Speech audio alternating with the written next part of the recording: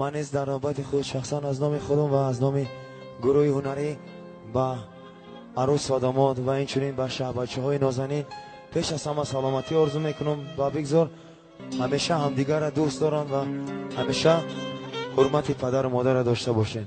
مرحمت به جای خود راحت نشینه.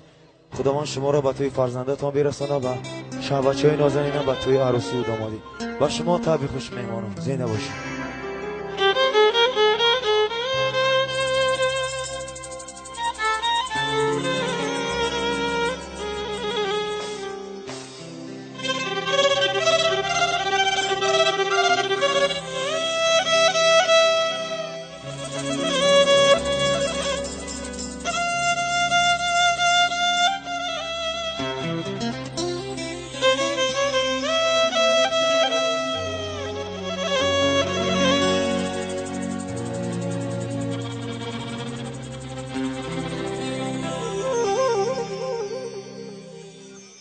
تو رو نمیدونم اما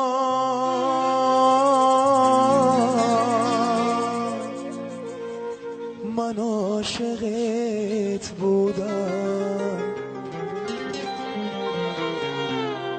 تو رو نمیدونم اما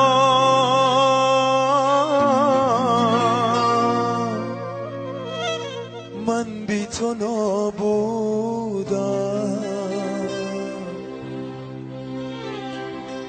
تو از من آزادی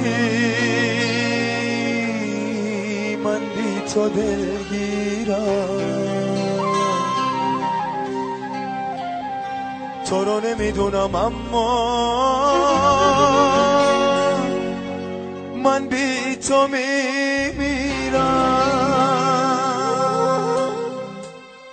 دوباره میخوامه دوباره عاشقتم از سر تقصیرم. تو رو خدا بگذر